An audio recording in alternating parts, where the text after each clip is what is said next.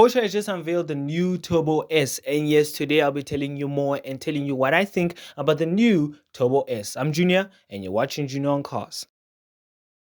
Yes, people, Porsche has just unveiled the new 911 Turbo S facelift. Not only facelift, but also power lifted as well. The previous model had a 3.6 liter flat six engine, while the newer one will still have the same 3.6 liter flat six engine, but will have more power compared to the previous model. Reason being because Porsche has just introduced their new T hybrid system that they're running in the newer Carrera GTS, which is a 1.9 liter kilowatt battery, which boosts the power of the Turbo S from the previous model's 478 kilowatts to 523 kilowatts and 800 newton meters of torque from an 8-speed dual clutch automatic transmission, making the newer Porsche Turbo S one of the fastest production Porsches that you can get. And let's not forget the top speed and also the 0 to 60 time, or let me say the 0 to 100 time, because the 0 to 60 time wouldn't make sense in the newer Turbo S. Well, the 0 to 100 time of the new Turbo S is 2.5 seconds and a top speed of 322 kilometers per hour. Like I said, making it one of the fastest production Porsches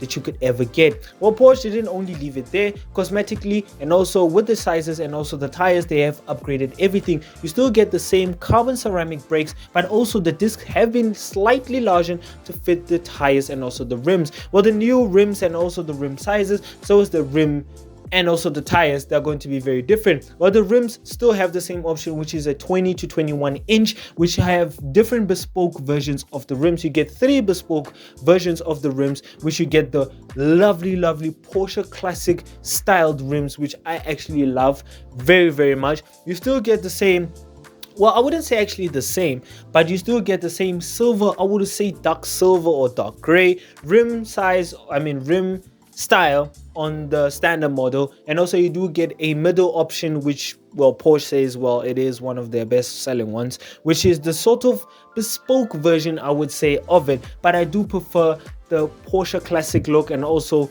the silver metallic ones. They do look very nice as well. But besides that, Porsche has also slightly widened the tires as well, from the front and at the back. The back will be running ZR20s and at the front will be running ZR21s, which means that the tire size at the back will be slightly wider, slightly smaller than the tire size at the front. Reason being because of the engine is at the back, or let me just say it's a middle engine car, but also it has to keep the car well balanced so that it doesn't run off to any corner. And yes, speaking of any corner, it will still corner properly because it will have a 4-wheel drive system, because also it has electric motors to give it more of a slightly balanced weight as well. And speaking of weight, well, Porsche claims that every single part or every single element of the new Porsche Turbo S has been slightly shaven, including the wipers, which weigh 6.8 kilograms.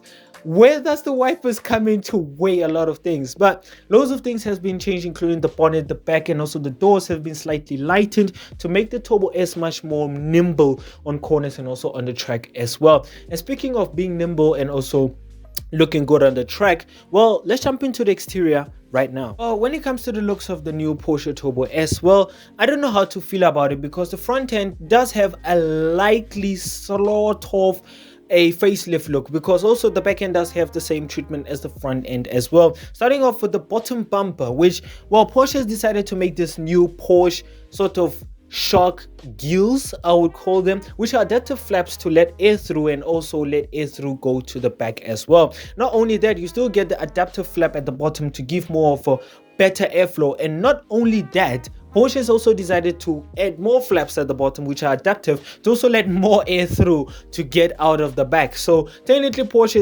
has had a long process of putting aerodynamics first, including even on the 992 GT3 RS and also the 992 GT3.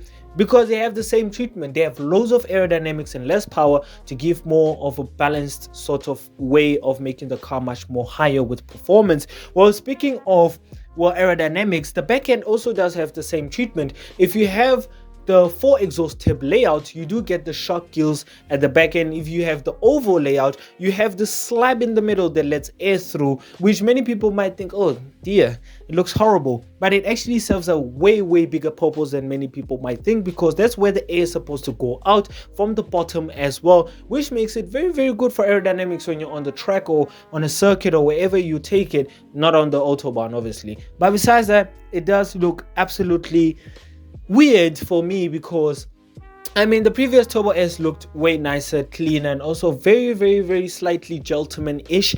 The newer Turbo S just looks like something for newer generation, I would say, because it looks like something that not every single grandpa or granddad from Monaco will decide to buy, because it just looks a bit too weird, because it doesn't look like a gentleman's car now. It just looks like a geeky Porsche, which, as we all know, Porsches are geeky, but they also do be, the mid-range models are very slightly more toned down when it comes to looks. But if the Turbo S looks like this, well, also the Carrera GTS does still look the same, but has also the shark gills, but it looks a little bit way, I would say, subtle compared to the new Turbo S. And speaking of the back end, like I said, you get two options. You can get the oval ring exhaust layout, or you can have the 4 exhaust tips. But the 4 exhaust tips does come with the shock gills, but if you choose the oval layout, you get this slab in the middle that actually lets air through, which for me it is livable with.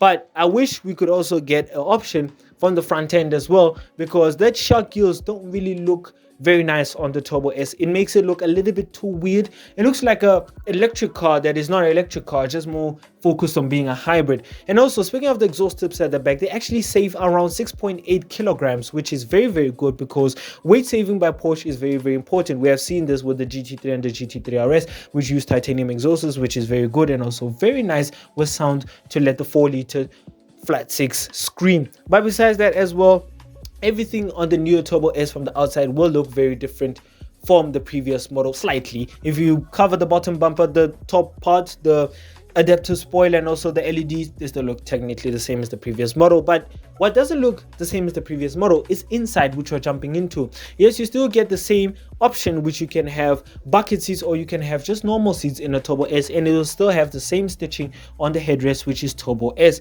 But one thing that has changed dramatically and drastically, which I don't think many people do agree with Porsche that they had to do it, which is the digital cluster. Well, as we all know, previous models, any previous model that you would get from Porsche had the rev counter in analog and every single speedometer in digital. So now Porsche decided they're letting go of the analog rev counter and replacing it with a digital, which for me personally is a move that actually kills off what heritage Porsches are about. They just looked way better with analog rev counters. It gave us the feeling that Porsche is still leaving that cool heritage style into their digital layout of stuff. And speaking of digital layout, you still get a huge flat screen TV in the middle, which is an infotainment system, and you also do get the nice shifter knob, which actually looks very nice. I actually prefer the minimalistic look of it. It actually makes it look very nice. And the center console does look very, very neatly laid out, because I love Porsche for one thing. They know what to do with their center consoles. They make it very neat and very flush as well. And I love that you can also change the trim of it around surrounding the gear selector as well, which makes it look super, super nice as well. Besides that, you can also spec your Turbo S. As people who do know the Turbo S's, you can also spec your stopwatch to look the same color as your rev. Well, technically you could, because the rev counter was analog. Now that the rev counter is digital, I don't know if you can spec it to look like your rev counter, which is very weird, like I said. But besides that, the stopwatch is still going to be there on your dashboard for any person who tries to go on the track as well. You still get rear seats, which you're never going to lose in your life. If you're from Monaco, you just throw your Gucci bags and also your Louis Vuitton bags at the back seats. But besides that, you're never going to have anyone at the back, because who would you fit?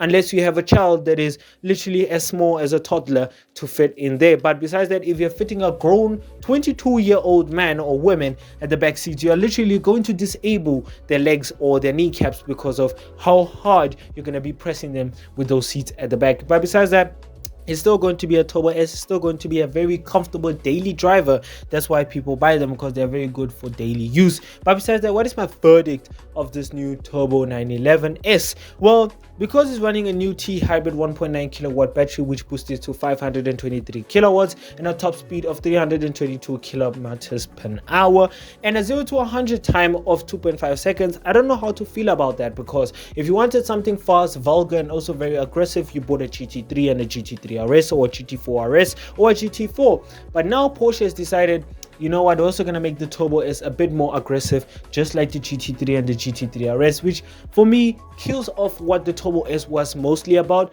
It was mostly about in between, if you wanted something a bit hardcore like the GT3 and something much more dailyable like a Carrera GTS.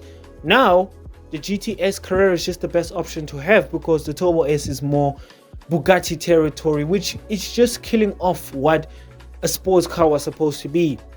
Well, technically for me personally, I wouldn't even consider a Turbo S a sports car or a supercar.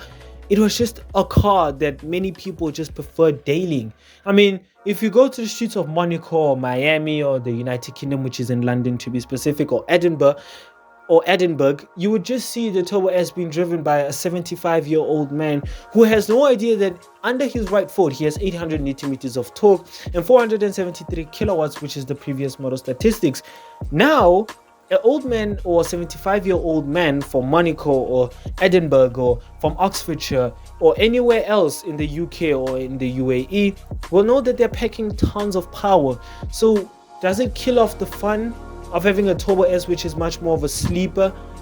Well, it does, because, well, you can now see that Porsche is just caring more about what the outlook of people and the competition, how high it is. They're just killing off what their models were mostly about. The GT3 and the GT3 RS are what people want if you want something that is a sports car, or let me say a supercar, that does fit the category of what it is. So if they're putting the Turbo S in the supercar territory, why does the Turbo S have